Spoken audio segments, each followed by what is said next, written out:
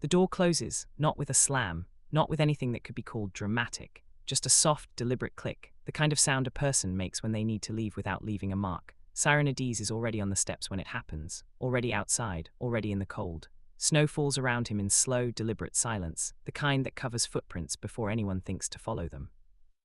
Massachusetts in January is grey and breathless, and the street below is empty except for a cab idling at the corner, headlights dim and patient in the pre-dawn dark. He pulls his coat tight, not because of the cold.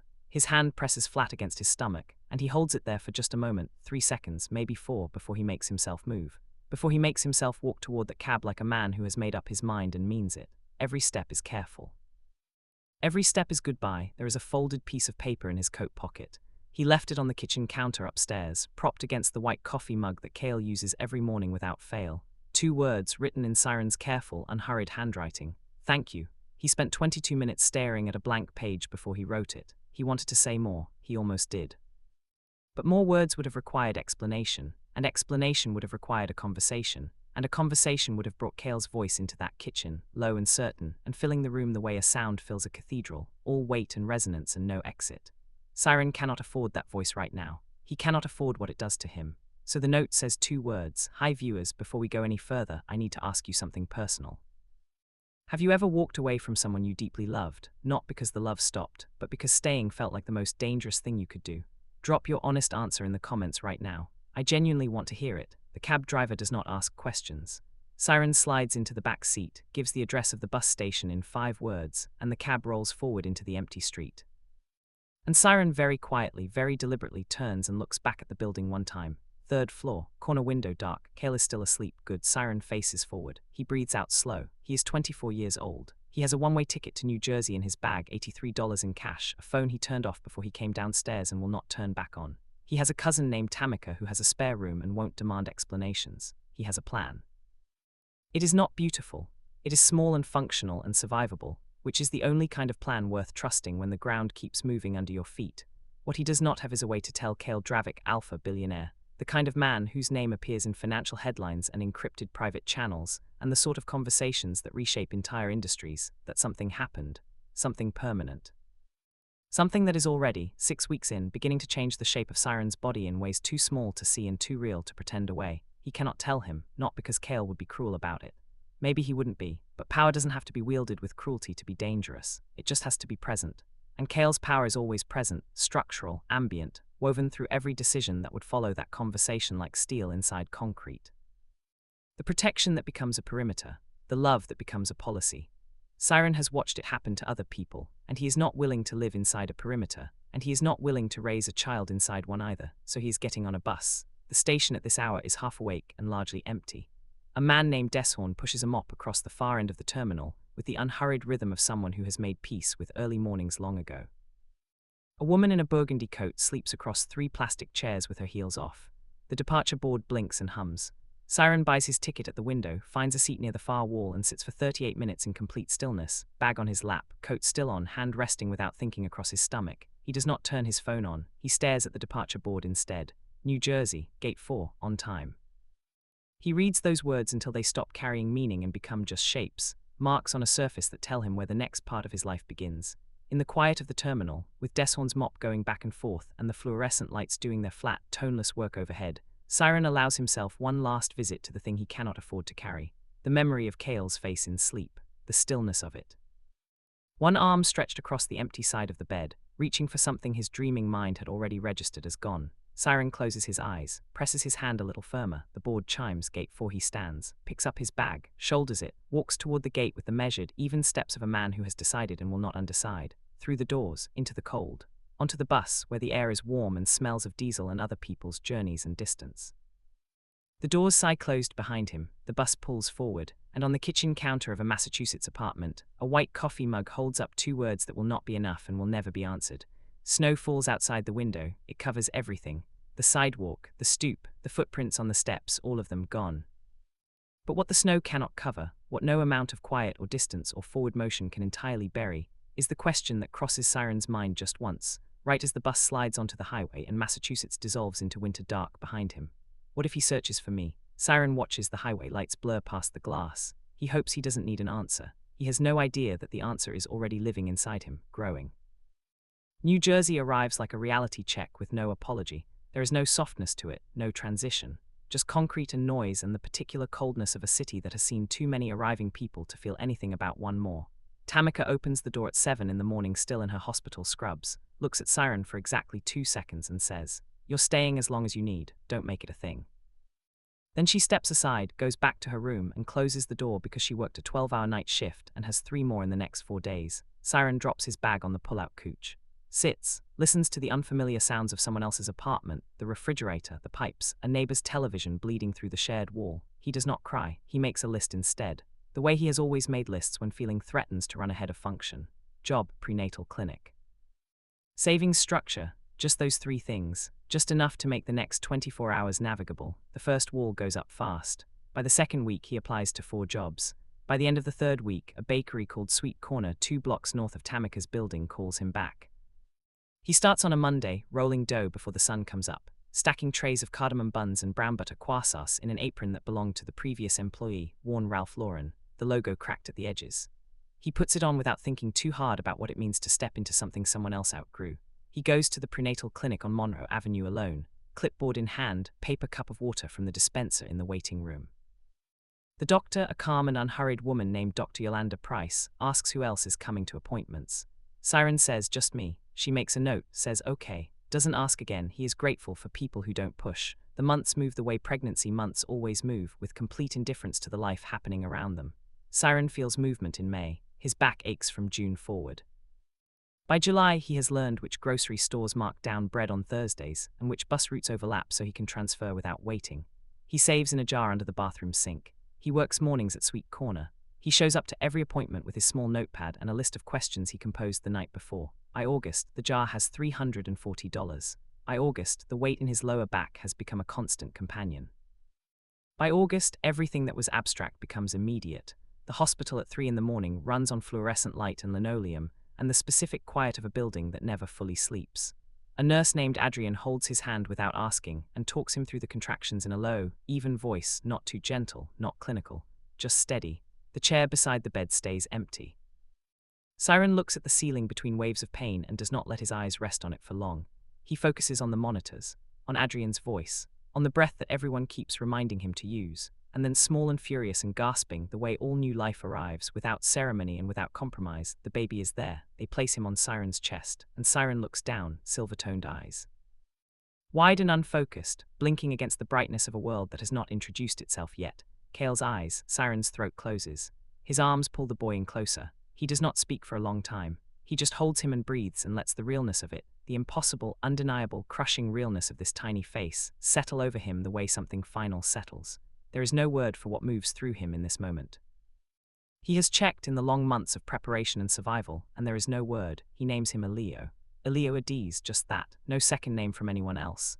The first year is relentless in the way that all first years are relentless, not cruel but consuming. It takes everything. Every spare minute, every reserve, every version of patience Siren didn't know he had access to. He learns how to be 2 people at once, the provider and the person, the parent and the one who is still, quietly, processing what it means to have walked away from the warmest thing he ever stood next to. He doesn't examine that too closely. He can't afford to. He just shows up every morning, every shift, every appointment, and then the milestones begin to miss. Other Barbies in the daycare pull themselves to standing at 10 months. At 11, at 12, Elio does not. His legs tremble when weight is applied. He cries in a specific way that is separate from hunger and separate from discomfort, the cry of a body confused by its own limits, frustrated in a way that goes deeper than language. Siren notices. He makes notes. He schedules appointments, a specialist in Newark, then another. Then a pediatric neurologist named Dr. Pemberton, a long, quiet man who sits across from Siren in a consultation room that is slightly too warm and says, with the particular care of someone who has delivered this kind of news before and still has not made peace with how it lands, he may never walk without assistance. Room goes very quiet. Siren looks at his own hands clasped in his lap. He breathes in, he breathes out. He asks 3 questions, about the therapy timeline, about which muscle groups are affected, about the best early intervention programs in the region. He writes the answers down with a pen borrowed from the reception desk. Then he walks back out to the waiting room where Leo is sitting on a play mat, examining a plastic ring with the serious, focused intensity of a child who has always been more interested in how things work than in how things feel. Siren looks at him for a moment, just looks. He buckles Elio into his stroller, pushes through the corridor, Steps out into a New York afternoon, grey sky, cold air, someone selling incense at the corner, the city moving at its own velocity without any particular interest in what just happened in that consultation room. Siren stops walking, just for a moment. Just one, then he crouches down to Leo's eye level. Then I'll become your legs, he says, quiet and certain. Not to the world, just to his son. Leo looks at him. Silver eyes, steady and warm. He doesn't understand the words yet, but something in his expression says he feels the weight of them. His small mouth curves at one corner. Siren straightens, pushes the stroller forward. He doesn't know, standing here on this corner, that this decision, made in front of an incense cart at 3 in the afternoon on a New York sidewalk, is the foundation everything else will be built on. He doesn't know how many mornings it will hold him up. How many nights it will be the only thing standing. He also doesn't know that the person who gave Leo those silver eyes is, at this exact hour, sitting in a midtown Manhattan penthouse with a paper crane in his coat pocket and a closed laptop that contains a transit record he has told himself not to follow, told himself, not yet achieved. New York does not slow down for grief, not for loss, not for unanswered questions. Not for a man standing in his kitchen at 6 in the morning holding a coffee mug that has gone cold, reading 2 words off a piece of paper for the 3rd time in 5 minutes. Kale Dravik sets the note down. He sets it down exactly where he found it, propped against the mug, precisely so, and then he stands in the kitchen of the Massachusetts apartment and does not move for a while. His jaw is set. His face gives nothing away, it almost never does. But his hand, the one that carried the mug back to the counter, is not entirely steady when he puts it down. Thank you. He has received more eloquent correspondence, longer letters, more strategically constructed communications, designed by people who understand leverage and timing and the architecture of persuasion. He has read thousands of documents in his career and responded to none of them with anything that could be called sentiment.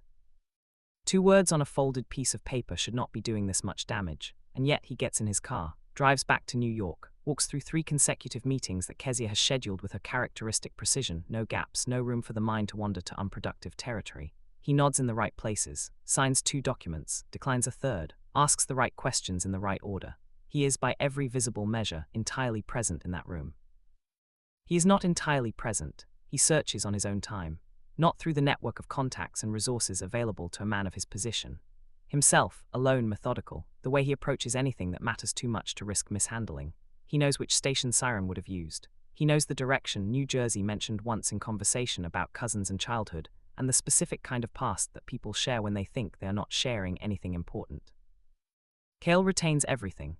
It is both his greatest advantage and the thing that costs him most. He finds the transit record. 1 ticket, 1 name, 1 way he sits with that information, he could follow it. He has located people with far less complete information and produced results. Following this record is not complicated. What is complicated, what stops him right at the edge of doing it, is not logistics, it is the note. Thank you, not I'll explain, not come find me. Not even a question, just thank you.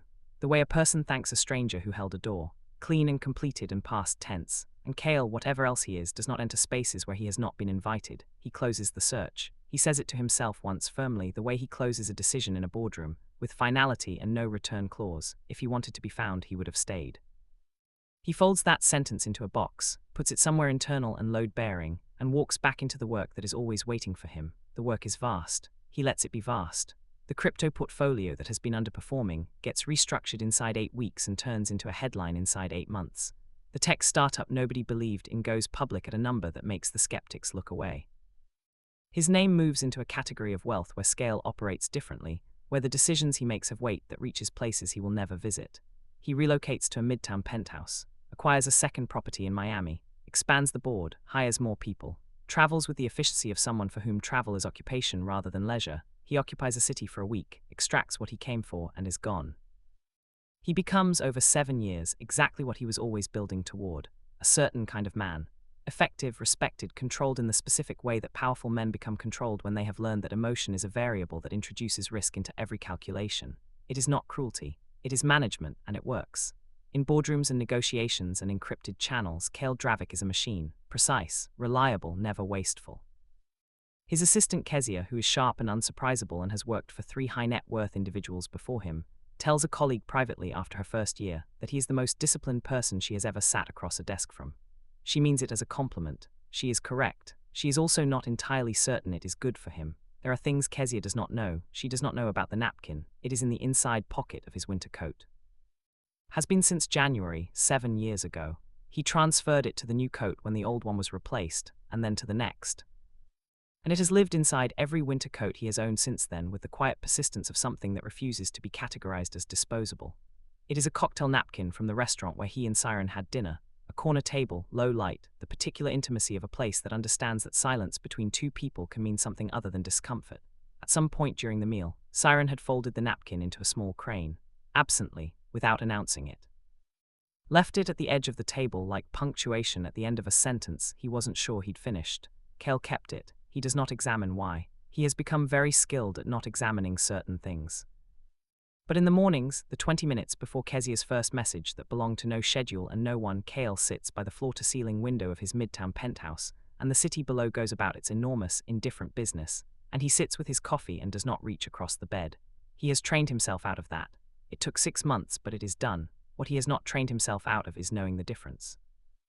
He tells himself sometimes in those early mornings, if he wanted to be found, he would have stayed. He is right, he just does not yet know how catastrophically wrong he is about everything else. Because somewhere in Connecticut, in a second-floor apartment with high ceilings and good light, there is a child with silver eyes who has started asking questions that don't have answers.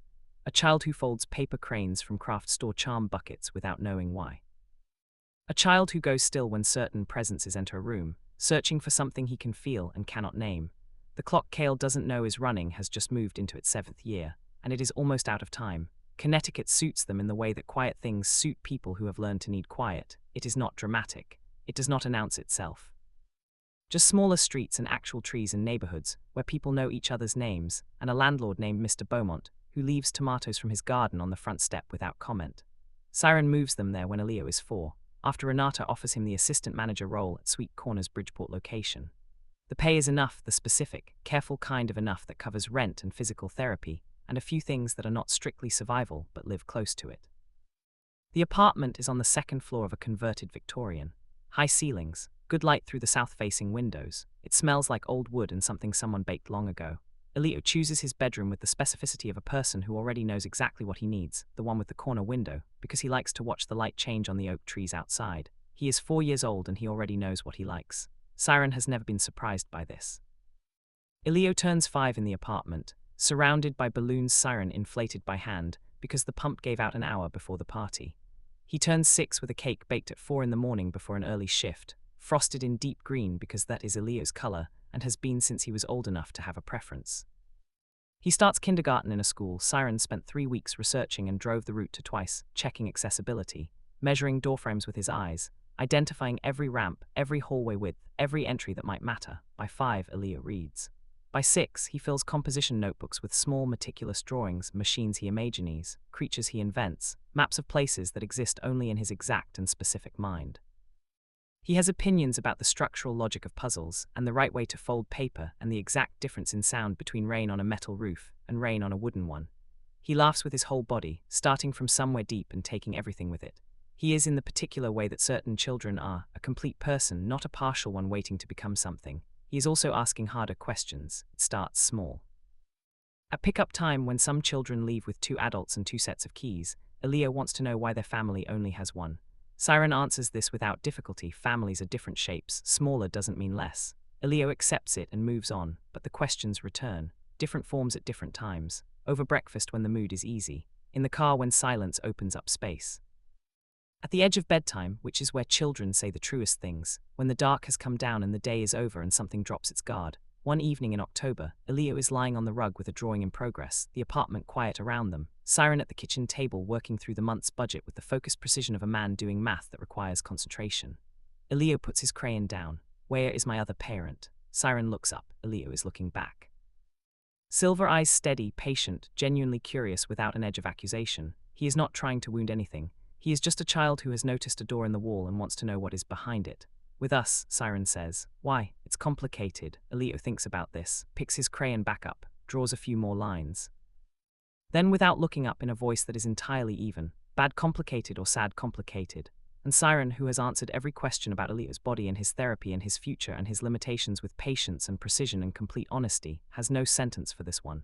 Sad, he says, after a moment. Just that. Elio nods, like he already suspected. The questions don't stop, they evolve. Do they know about me? 2 weeks later at breakfast. Would they come if they knew? A month after that in the car. Did they love you? At the edge of sleep, voice soft and already blurring, Siren answers everyone. not always with words, sometimes with the length of the silence before the words, sometimes with the way he reaches over and adjusts Elio's blanket more carefully than the moment requires. Elio, who reads people the way other children read picture books, intuitively between the lines, understands these answers even when they don't arrive in sentences. And then there is the other thing, the thing Siren notices but cannot explain and does not allow himself to name. It begins at physical therapy. When the fathers come to observe, the large-framed, alpha-voiced men who fill the small PT room with a specific kind of energy, Elio responds in a way he does not respond to anyone else.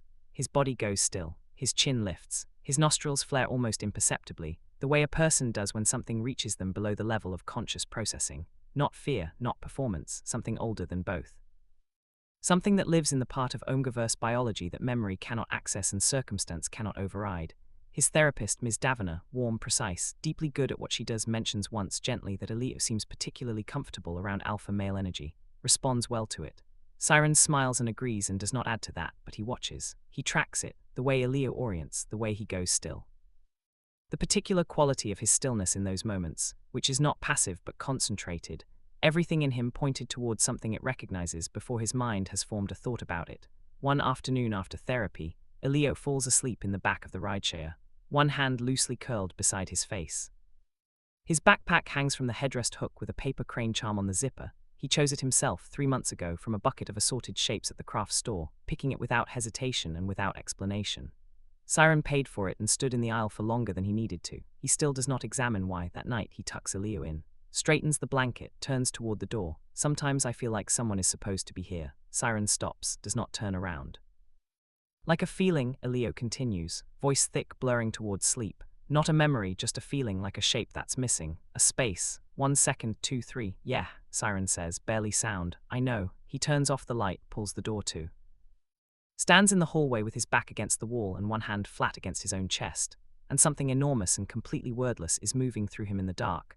And there is nowhere to put it down, no shelf it fits on, no box that holds it. He has given this boy everything he knows how to give. Every early morning, every saved dollar. Every appointment and every answer and every moment when he was exhausted past the point of language and still showed up. He has been enough. He has told himself he is enough, but standing in this hallway, in the quiet of a Connecticut night, listening to his son's breathing slow behind that closed door, Siren cannot make himself believe it entirely. Not right now. Not with the weight of that sentence still in the air. There is a shape that is missing. It has a name. He has not said it out loud in 7 years. He is not going to say it now, but it is there in the hallway, in the dark, in the space between a sleeping child's breathing and the sound of oak trees outside the window. It is there. California announces itself before the plane lands. The light down here is different. It hits the runway with a confidence that gray Massachusetts and quiet Connecticut have never bothered to have, bold, deliberate, certain of its own importance. Siren steps out of Lax on a Wednesday morning with Elio at his left side and his carry-on on his shoulder, and even the air feels like it is performing something. Elio is 7. He moves through the terminal with his forearm crutch and the specific, unself-conscious confidence of a child who has long since stopped waiting for the world to accommodate him and started accommodating it right back. Titanium frame, lightweight, grip wrap in deep green, his color, chosen without deliberation, permanent as a preference can be. He looks at everything. Airports are a catalogue of new information and Elio catalogues at full speed, his eyes moving across departure boards and luggage carts and the specific geometry of a terminal built for scale. It smells different here, he says. Warmer, Siren says, like someone left a window open too long. Elio considers this. I like it. Event is Thursday evening. Renata has been working toward this partnership for 2 years, a luxury product launch in Century City, catering coordination with a team that services the kind of events attended by investors from Apple, from Tesla, from the circles that appear in financial headlines and nowhere else. She trusts Siren with it because she trusts no one else with something this size. His job is to walk in, gather information, make the right connections, and not be swallowed by the environment.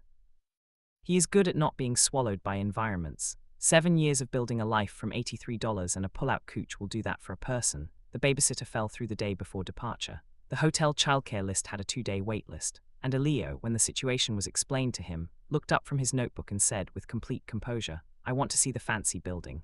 So Elio comes. Dark pants, white button-down ironed at 5 in the morning in the hotel room, his crutch and his backpack with the paper crane charm on the zipper.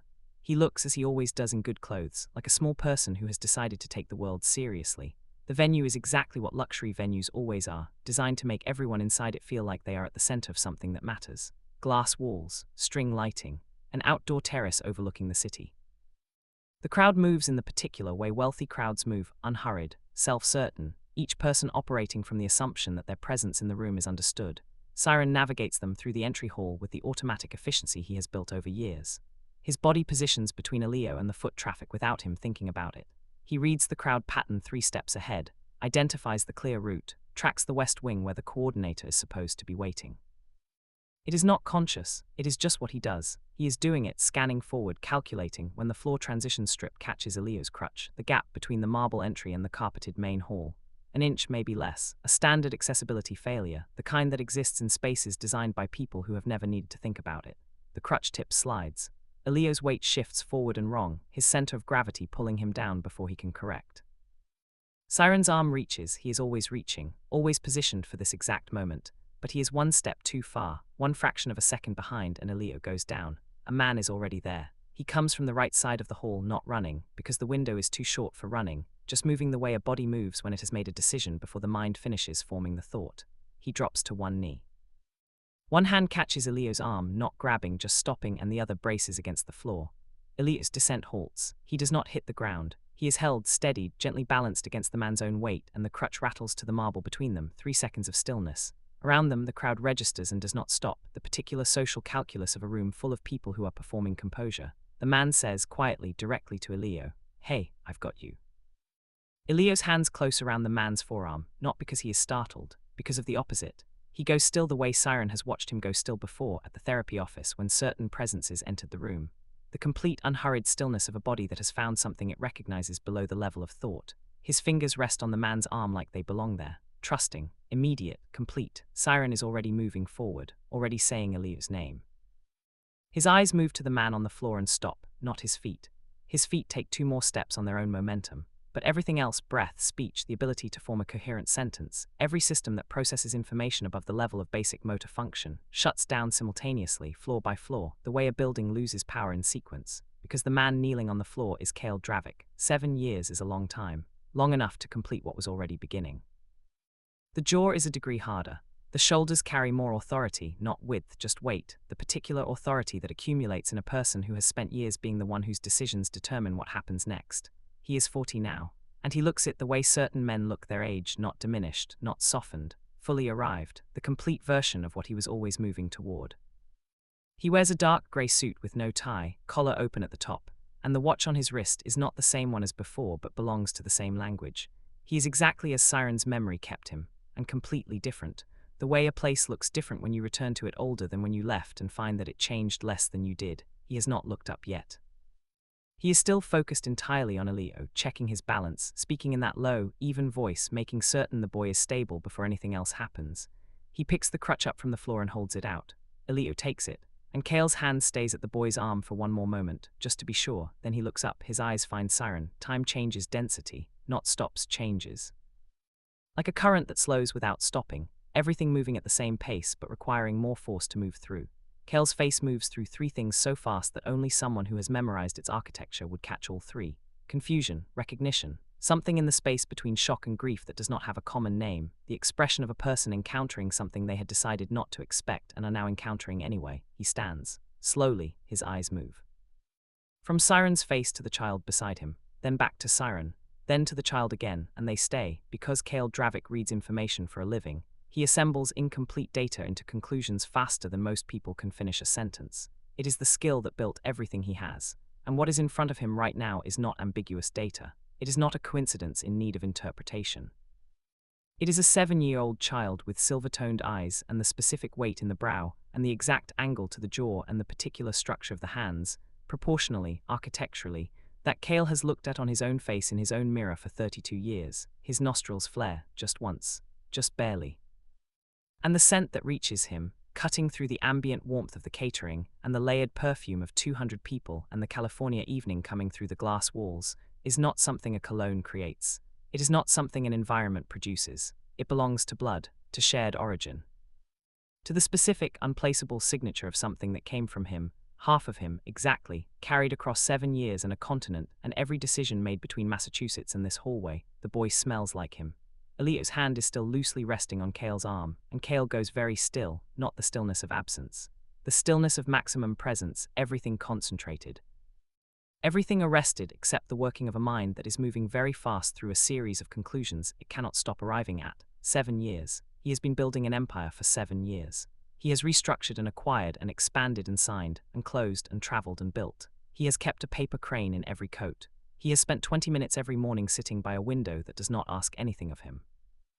He has told himself reliably that if Siren had wanted to be found, he would have stayed. And what has been living in Connecticut in a second-floor Victorian apartment with an oak tree outside the window and a paper crane charm on a backpack zipper is him. The crowd moves around them. A server passes with a tray. Music plays from a far corner. Somewhere across the room, someone laughs at something and the sound carries for a moment and then is gone. Kale looks at Siren. Siren looks back. 2 people, 1 hallway. 7 years standing between them like a wall that is, at this exact moment, developing a crack along every single seam. And Kale Dravik, who has walked into hostile rooms without a tremor, who has held entire boards of powerful people in silence just by being present, who has not shown a crack in 7 years, speaks. Barely a sound, barely enough. Why do you look like a ghost? Elio's hand is still on Kale's arm. That is the first thing Siren registers when his brain comes back online. Not the crowd, not the music from the far corner, not the server passing 3 feet to his left with a tray of champagne flutes catching the string light. Just that, his son's small hand, resting on a stranger's forearm with the ease of someone who has found something solid in a world that has always required more effort than it should. Siren moves. 1 step forward to the automatic mechanics of apparent closing distance before the mind has finished deciding. He reaches out. Elio, his voice is level, controlled, the voice he uses when he is holding something very large and very heavy and cannot afford to let anyone see how much it weighs. Elio looks over at him, then back at Kale. He does not move his hand yet. His grip is good, Elio says, completely serious, as if he is conducting a structural assessment. I didn't fall all the way. Kale's eyes have not moved from Siren's face. Siren reaches Elio and takes his shoulder gently and guides him a half step closer. He adjusts the carry strap of Elio's backpack. He checks the crutch grip with 2 fingers. He does all of this without looking at Kale again. He is stalling. He is doing the math on every possible move in this room, and none of the answers are good, and he needs 4 more seconds to find the one that gets them to the door. Thank you, Siren says to Kale. Eye contact held for exactly the length that courtesy requires and not 1 frame longer. We are fine. He turns Elio, begins to walk. Wait, 1 word, low, even, not demanding. Kale's voice has never needed volume to carry weight. It is the voice that stills boardrooms without raising itself. And it works the same way here, in a Century City hallway, on a man who spent 7 years building distance from it and has just found out that distance was an illusion. Siren stops, does not turn around. Elio looks up at him, then back over his shoulder at Kale. Something crosses the child's face, not recognition, because recognition requires a reference point and he has none, but something adjacent to it. The feeling of a word you know is real but haven't learned yet. His nose lifts almost imperceptibly. His brow does the thing it does. Siren turns around. Kale is looking at Elio. Not the way a stranger looks at an unfamiliar child. The way a man looks at something that has just rearranged everything he thought he understood about a 7-year period of his life. Methodical, involuntary. He is taking in the silver-toned eyes and the jaw angle and the specific width of the forehead and the hands, those hands, proportioned in the exact ratio that Kale's own hands were at that age, which he knows from a photograph his mother kept in a brown leather album she showed him once, decades ago. He is doing what he always does with information. He is assembling. Siren watches him do it. And because he knows this face, because he has spent 7 years not looking at it and still seeing it in the edges of his peripheral memory, every single time Elio laughs or concentrates or wakes up in the morning and blinks at the ceiling with that particular expression, Siren knows the exact moment the first layer of Kale's conclusion arrives. He sees it land. Kale's jaw tightens. Just once. Settles. His eyes come back to Siren. Old is he? Simple question. 4 words. Delivered with the stillness of a man who already knows what the answer means but needs to hear it placed in the air between them to make it real. 7, Siren says. Kale is quiet. The crowd continues. Someone laughs. A woman in a red dress moves through the far end of the hall in a trail of perfume. The music from the corner shifts into something slower.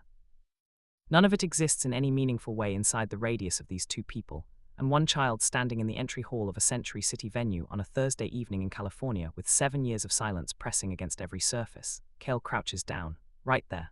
In his grey suit in this polished venue, he drops to eye level with Elio without any apparent concern for how it looks or who sees it. He looks at Elio directly, not examining anymore, just present.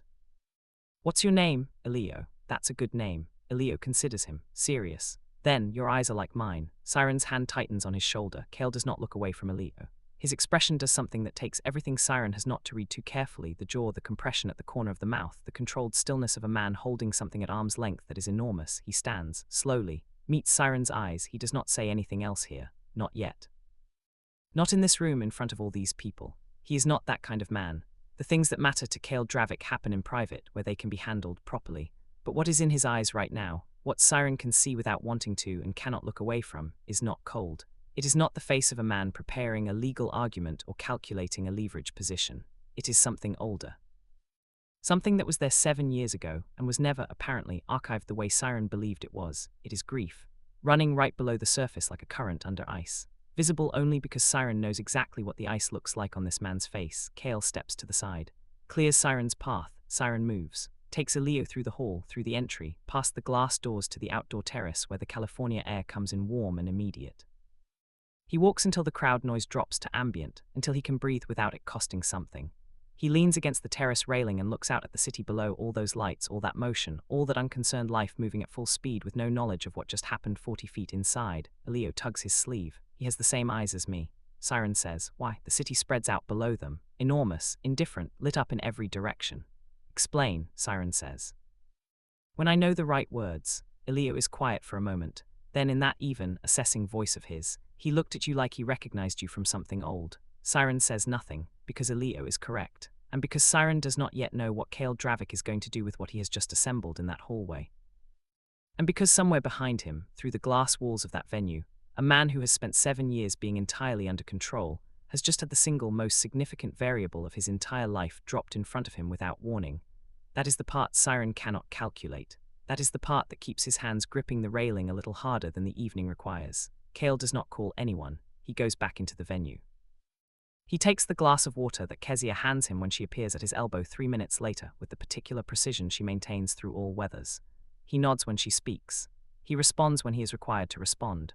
He moves through the remainder of the event with the same controlled efficiency he brings to every room present, deliberate, giving nothing away. But underneath all of it, the machine is running. He starts that night. In his hotel suite, suit jacket over the chair, laptop open, a glass of water he does not drink on the side table. He begins the way he always begins, not from emotion but from data. What does he know? He knows a name. He knows an approximate age. He knows a visual. He knows, with a certainty that no external verification is required for, the biological conclusion that every single piece of that child's architecture is pointing toward. He knows what he smelled. He starts there.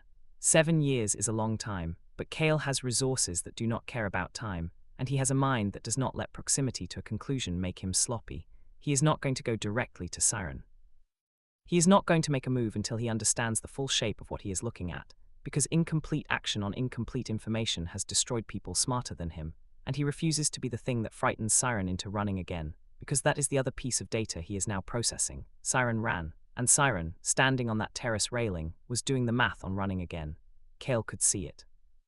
He has watched negotiators across tables and executives in crisis and investors mid-reversal, and he knows what a person looks like when they are calculating an exit. The flat composure, the careful breath, the eyes that go slightly inward for a beat before they come back. He has seen it 100 times in rooms that cost a great deal of money. He has never seen it on that face before, and it told him something critical. Not about deception, about fear. A particular kind of fear, the kind that doesn't belong to cowardice but to a person who has been protecting something precious for so long that the protection has become structural, built into every decision, every reflex. The kind of fear that responds to threat by going very quiet and very still, and then moving with maximum efficiency. That kind of fear does not respond to force, so he does not force. He researches Bridgeport, Connecticut first. Because Siren mentioned a cousin in New Jersey once, years ago, and the transit record from 7 years back pointed that direction, and people tend to stay within the geography they know, especially when they are building something from the ground up and cannot afford to start over. He cross-references employment records. Sweet Corner Bakery, Bridgeport location. Assistant manager. The registration on the catering badge Siren wore tonight listed the same business address.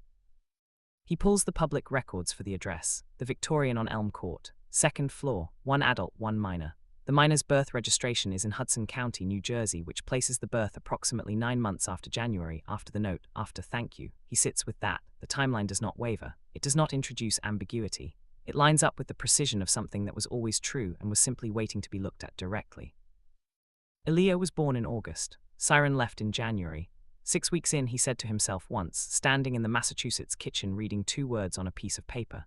He said that number to himself without understanding what it meant. He filed it somewhere and walked back into the work and let the distance become a year and the year become 6 weeks. He closes the laptop. He does not stand up immediately. He sits in the hotel room in the blue light from the city outside, and he does a thing he almost never permits himself to do, which is to follow the alternative timeline. The one where he does not read the note as closure. The one where he follows the transit record. The one where he shows up at Tamika's door in New Jersey with what he knew, and asks the question he should have asked the moment the paper crane walked out of his life. He follows it far enough to see the delivery room. The empty chair, a nurse named Adrian holding a stranger's hand because there was no one else. He does not follow it past that point. He stops it there because there is a limit to what a man can sit with in a hotel room at midnight, and he has reached it. He opens the laptop again, pulls the file that has Siren's current address. He does not make a call tonight. He does not send a message. He is not going to arrange anything dramatic. He is going to wait until Thursday, when Kezia's schedule shows a window in Miami, a property meeting he can defer, and he is going to drive to Bridgeport instead. He closes the laptop again, stands, walks to the window. The city below is enormous and relentlessly lit. His hand goes to his chest. Coat pocket. His fingers find the edge of the folded napkin through the fabric. He kept it 7 years. He has a son who did not know he existed. A son who has been growing up in a second-floor Victorian in Connecticut, watching oak trees out a corner window, drawing machines in composition notebooks, choosing paper crane charms at craft stores without knowing why. The boy's voice comes back to him clearly. High and even and entirely confident. Your eyes are like mine. Yes, Cale stays at the window for a long time, and on Thursday, instead of Miami, he drives north. Florida is not in the plan. Siren does not know that Cale's route to Bridgeport goes through a conversation first, a quiet call from Kezia to Renata's assistant, professional and without explanation, requesting a brief meeting at a neutral location. Renata, who trusts Siren completely and trusts powerful men carefully, tells him about the call with both eyebrows raised. Siren is silent for 8 seconds, then says, "Tell them yes." He arranges for Elio to stay with Davina, who has known them long enough that this request arrives without suspicion. He drives to the address Kezia provides, which turns out to be a hotel conference room in Boca Raton, booked under business name he does not recognize, and he walks in with his hands in his coat pockets and sits down across from Cale Dravic. No cameras, no lawyers, no Kezia. Just 2 people in a conference room with floor-to-ceiling glass on one side and the Florida sun doing its uncompromising work outside. Cale is already seated. Suit jacket on. No tie. He looks in this light exactly like what he is, a man who has made decisions of enormous consequence in rooms like this and is not frightened by the architecture. He has a glass of water. He does not have a notepad or a phone on the table. There is nothing to take cover behind. That is deliberate. Siren sits, they look at each other. The silence runs for 10 full seconds, which is longer than most people can hold silence in a room this charged. Both of them hold it, because both of them are people who have learned at cost that the first one to speak gives something away, and neither of them wants to give anything away before they understand what they are negotiating. Cale speaks first. Not here to take him. Siren breathes out through his nose, slow and controlled. I found the timeline, Cale continues. I found the records. I know when you left. I know when he was born. He pauses. I know I have a son. Siren says, you knew when you left. Room is quiet. Outside, a pelican crosses the window at altitude, unhurried and indifferent. Cale says, why? And this single syllable is the thing that costs Siren the most to answer. Not because the answer is complicated, because it is not. Because it has been completely clear since the morning he walked to that cab in the snow, and the clarity has never dimmed. Clarity that you cannot act on is its own particular weight, and Siren has carried it for 7 years without setting it down. Because you are Cale Dravic, he says, even direct. No accusation in it, just architecture. Because the moment I told you, every decision that followed would have been shaped by your power and not by mine.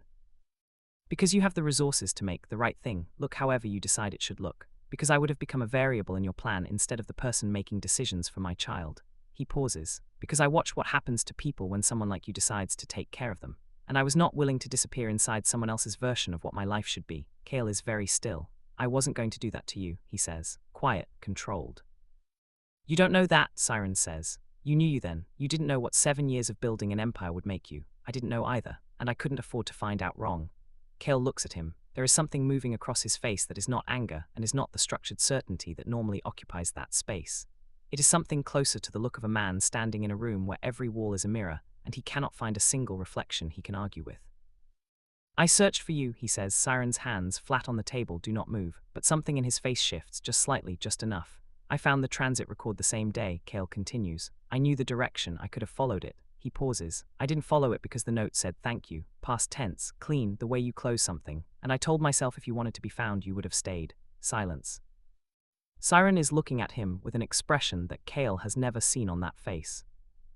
It is not anger, it is not even grief in the traditional architecture of grief, it is something more specific. The face of a person who has spent 7 years building a completely functional explanation for something and is now watching the foundation shift in real time.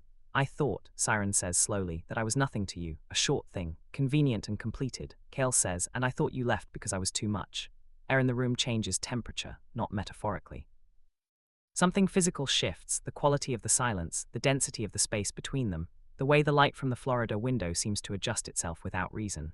2 sentences, 16 words total, divided between them like the 2 halves of a thing that should have been one piece for 7 years and was not, 2 wrong assumptions. 1 note that said 2 words, 7 years that do not return. Kale's jaw tightens. He looks at the table for a moment, not avoiding Siren's eyes, but giving them both a beat, taking the weight of it into his hands and holding it properly. Did you ever trust me? He says, voice low, not accusing, asking the way a person asks a question they genuinely need the answer to, regardless of what it costs. Siren does not hesitate. I trusted you too much, he says. That was the whole problem. Room holds that. Outside, the pelican is gone. The Florida sun continues its work with no particular sensitivity to what is happening on the other side of the glass. The water in both glasses on the table has not moved. Kale says after a long moment, I can't undo it. No, I don't want to fight you for him. Good, Siren says, because that is a fight you would win on paper and lose in every way that matters. Kale looks at him. What do you want? Kale asks. And Siren, who has spent 7 years answering only to himself, building only from what he had, making every decision in the particular silence of a person who cannot afford to wait for backup, tells him. Clearly, without performance, be his father, not his investor, not his manager, not a corrective force in his life, just his father. Show up, learn his rhythms, let him tell you who he is instead of deciding who he should be. He pauses. And understand that I am the person who built him. That does not change because you are in the room. Kale is quiet for a long moment. And us, he says. Siren looks at him. It is a short question carrying an enormous weight, and they both know it, and neither of them is going to pretend otherwise. But it is also the wrong question for this room, on this day, with this much unprocessed history still lived between them. There are layers here that cannot be negotiated in one conference room in Boca Raton. There are 7 years of shape that need to be examined before any future can be designed on top of them. One thing at a time, Siren says. Kale nods, slow, accepting it for exactly what it is, not rejection, not invitation. A boundary drawn by a person who has earned the right to draw it. They sit for another moment in the conference room that has held more truth in 40 minutes than most rooms hold in a decade. Then Siren picks up his coat from the chair back, stands. He is almost at the door. Siren, he stops. I kept the crane. Hallway on the other side of the door is all neutral carpet and recessed lighting and the ordinary indifferent sound of a hotel going about its business. Siren stands in the doorway with his hand on the frame and does not turn around. After 3 seconds he walks through it, but his hand, pressed flat against his chest as the door closes behind him, is not entirely steady. Kale shows up on a Saturday, not with a legal team. Not with gifts that cost more than the rent. He shows up in dark jeans and a grey pullover with a tote bag from Bridgeport's farmer's market that contains, because Kezia researched and Kale paid attention, a pack of origami paper and 2 containers of the brown butter croissants from Sweet Corner's case. Siren opens the door. Kale holds up the tote bag. I didn't know what to bring, he says. This is what I had. Elio appears behind Siren at knee height, tilting his body to see around the doorframe, one hand on his crutch, the other on the wall. He looks at Kale, then at the tote bag, then at the origami paper visible through the top. Is that for folding? He asks. Yeah, Kale says. I know how to fold a crane, Elio says. Kale looks at him for a second. Something moves across his face, brief and real and then controlled. Show me, he says, and Elio steps back from the door to let him in. It does not go smoothly, not all of it. Kale holds Elio at first the way a person holds something fragile and expensive, too careful, too aware of the possibility of damage, overcorrecting for every shift in weight. Elio, who has spent his entire life in a body that the world consistently underestimates, does not respond well to being held like an object that might break. He says so plainly in the direct language of a child who has not yet learned to soften things for the comfort of adults. You're holding too tight, I'm not going to fall. Kale loosens his grip immediately, learns from it, does not repeat the mistake. He comes back the next Saturday, and the one after that. He learns that Elio eats his croissants with one edge pulled off first. He learns that the composition notebooks are not to be touched without invitation. He learns which physical therapy exercises Elio has graduated from and which ones are still current, and he sits on the floor beside the therapy mat and counts repetitions without being asked. He learns, slowly and without announcement, how to be present without being a presence, how to be in a room without filling it, How to take up exactly the amount of space that is useful and not 1 inch more. Siren watches. He does not lower every wall. Some walls stay, and they should. Trust is not rebuilt in Saturdays. It is built in years, and they are at the beginning of years, and Siren has not forgotten who he is or what he built or what it cost. But he watches Kale on the therapy mat floor, counting in a low voice while Elio does his leg presses, jaw set with focus, and he files it. He adds it to the record he is keeping with the same precision he has always brought to the things that matter. One evening late, Elio asleep in the corner window room. Siren and Kale are in the kitchen with the overhead light low and 2 cups of tea that have gone mostly cold. Kale looks at the wall for a moment. He's the most complete person I've ever met, he says, not to impress, not to perform, just placing it into the air because it is true and he needs to say something true. Yes, Siren says. Kale looks at him. You did that. Siren picks up his tea. We did. It is the first time he has used that word. Kale is very still. And the thing that passes through his face in that moment, quiet, enormous, and entirely unmanaged, is not power or strategy or the specific authority that has shaped his entire adult life. It is something much older, much simpler, the expression of a man who has just been given something he did not know he was still waiting for. Need you to understand something, Siren says, looking at his tea, level and clear.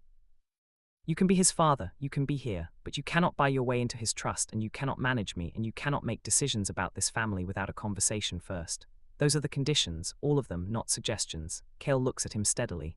I understand, he says. I need you to mean it, Siren says. I know, Kale says. I mean it. Kitchen is quiet around them. The oak tree outside the window is dark.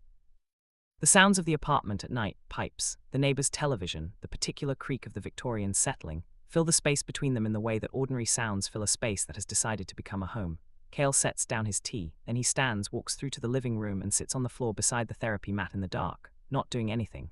Just present. Siren watches him from the kitchen doorway for a long moment, then he goes back to his tea. It happens on a Tuesday, not a significant day, not scheduled. Siren is in the kitchen finishing the grocery list at the table. Kale is on the floor of the living room with Elio, building something from the wooden block set that Elio has redesigned 3 times already this morning because the structural logic of the original configuration bothered him. Kale has been following Elio's instructions without comment for 40 minutes, handing pieces when they are requested, holding sections when Elio's hands need help with both sides at once.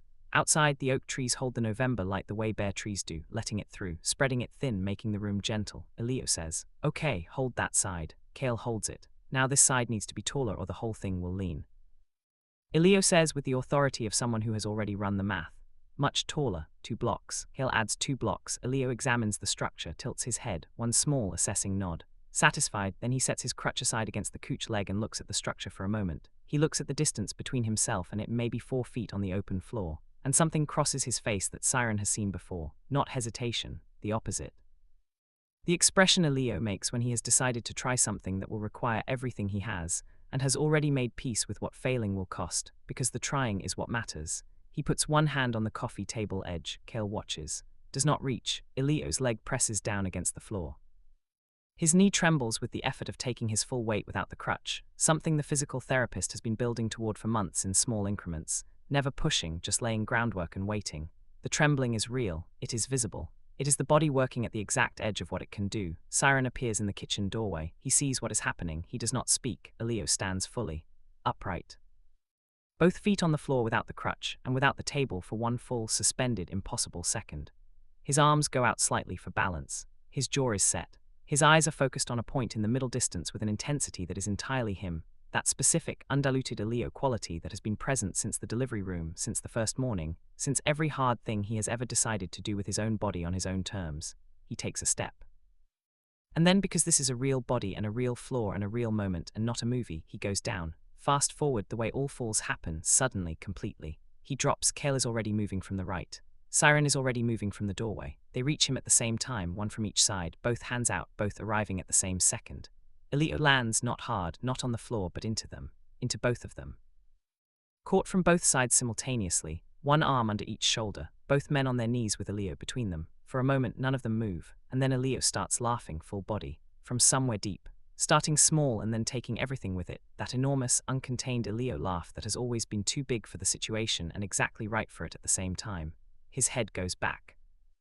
His whole face changes into pure, uncomplicated joy, the way children laugh when they have done something terrifying and survived, and the surviving is the funniest thing in the world. Siren feels it move through him from his hands, through his arms, all the way in. He is laughing too before he decides to be, just that suddenly. Just that completely. Kale looks down at this child, this boy who is half of him and entirely his own, laughing between them on the living room floor. His arms are around him. He is on his knees on a Connecticut apartment floor on a Tuesday morning in November with grocery lists on the kitchen table and oak trees in the window, and this. He does not laugh. He does not cry. He does something between those two things that does not have a name, face going briefly, privately open before it settles. He holds Elio a little tighter, one hand on the back of his head. I took a step, Elio announces to the room, to both of them. You did, Siren says. I fell. You did, Kale says. Elio considers this. I'm going to do it again tomorrow. No, Siren says. They stay on the floor for another moment, the three of them, in the November light, in the sound of a Victorian apartment settling, in the particular quiet of a space that has been, slowly and without announcement, becoming a home, not perfect, not without the 7 years that came before it and the work that will come after it. Not without the weight of the two wrong assumptions that shaped a decade of separate lives. Not without the conversations that are still ahead, and the walls that are still coming down one Saturday at a time, and the mornings where the distance of the past will make itself known again before it retreats. But real, three people on a living room floor, a boy between two fathers who came from different directions and arrived at the same moment. A step that became a fall that became the funniest and most important thing that has happened in this apartment. And later, after Elio is back on the couch with his notebook, already sketching the structural modifications he will make to the block tower tomorrow, Siren stands in the kitchen and looks at Kale across the counter. And Kale looks back, and there is no performance in it, no negotiation. No weight of the unsaid, because most of what needed saying has been said, and the rest is in the room with them, quietly present, patient. Siren pours 2 cups of tea, slides one across the counter. Kale picks it up. Some people walk into your life. Others learn how to walk because of you. And sometimes, the most important step any of us ever take is the one where we fall, and discover there are hands on both sides catching us before we hit the ground. Not every family looks the way it was supposed to. Some of them look like this. Oak trees in the window, a laughing boy on the floor, a cup of tea pushed across a kitchen counter. 2 people learning slowly and without guarantee what it means to stay. That is enough. That is finally entirely enough, and that is the complete story. If this one moved you, if any part of Siren, Elio, or Kale stayed with you, I want to know which moment hit the hardest. Was it Elio's first step? Was it the conference room in Florida? Or was it that 7-year-old boy on the therapy mat, saying he could feel a shape that was missing? Drop it in the comments right now and tell me. Your words inspire other people, reading down there more than you know. If you are watching this and you have not subscribed yet, please do it right now and turn on the notification bell. Every single week this channel brings you stories built on real emotion, real stakes and real healing, stories that remind you that broken things can be rebuilt, and love does not always arrive on time, but it does arrive. You do not want to miss what is coming next. Share this story with someone who needs to hear it today, and as always, keep going. Whatever you are carrying, keep going.